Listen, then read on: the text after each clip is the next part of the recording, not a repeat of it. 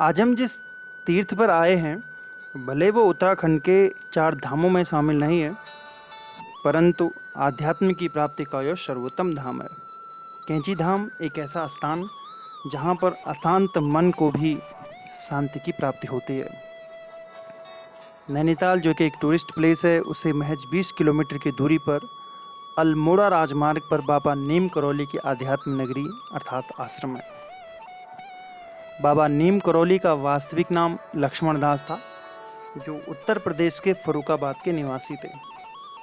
बचपन से ही आध्यात्म की खोज में लीन रहने वाले लक्ष्मण दास ने अब छोटी सी उम्र में ही अपना घर छोड़ दिया था। लक्ष्मण दास के नीम करौली बाबा बनने की कहानी भी कुछ दिलचस्प है। कहते हैं कि एक बार फर्रुखाबाद रेलवे स्टेशन से रेल के प्रथम डिब्बे में लक्ष्मण दास अर्थात बाबा नीम करौली बैठे, लेकिन एंग्लो इंडियन जो टिकट चेकर था अर्थात टीटी था, उसने नीम करौली नामक स्टेशन पर बाबा को उतार दिया। उदंड व्यवहार के कारण बाबा नाराज हुए और अपना चिमटा नीम के पेड़ पर गाड़ दिया। फिर क्या था, रेल का आगे बढ़ना मुश्किल हो गया और अंत में टीटी के द्वारा बाबा से माफ़ी मांगी गई और पुनः रेल का चलना प्रारंभ हुआ। ऐसी अनगिनत कहानी बाबा के संदर्भ में बताई जाती हैं।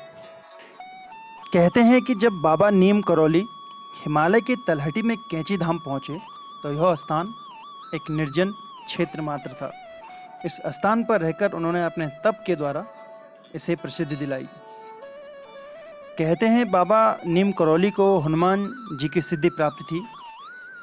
बाबा नीम करौली से प्रभावित होने वाले व्यक्तियों में देश और दुनिया की महान शख्सियतें रही हैं, जिनमें स्टीव जॉब्स का नाम भी आता है। स्टीव जॉब्स अमेरिका की एप्पल कंपनी के फाउंडर थे और वे बाबा को बहुत मानते थे, इसीलिए वे इस स्थान पर आए, लेकिन तब बाबा नीम करौली का देहांत हो चुका था। एक और कहानी, मार्क जुकरबर्ग जो कि फेसबुक के संस्थापक हैं, स्टीव जॉब्स की सलाह पर जब वे अवसाद से गुजर रहे थे, कैंची धाम आए थे। इस यात्रा की जानकारी मार्क के द्वारा दुनिया के अलग अलग मंचों पर कई बार दी गई है। जैसे कि मैं आपको पहले बता चुका हूँ, बाबा नीम करौली को हनुमान जी की सिद्धि प्राप्त थी, इसीलिए इस स्थान पर उनके द्वारा हनुमान जी का मंदिर बनाया गया तथा इस मंदिर के अतिरिक्त यहाँ पर माँ दुर्गा का मंदिर भी है। उत्तराखंड के अतिरिक्त बाबा नीम करौली के द्वारा देश के अलग अलग हिस्सों में हनुमान मंदिरों का निर्माण किया गया। वर्ष 1973 की एक शाम वृंदावन के रामकृष्ण मिशन आश्रम में बाबा ने अपनी देह त्याग दी। इस प्रकार इस संसार से एक मोती विलीन हो गया। फिर आपसे मुलाकात होगी उत्तराखंड के धर्म और दर्शन से जुड़े हुए विषयों पर। तब तक आप अपना और अपनों का ख्याल रखिए।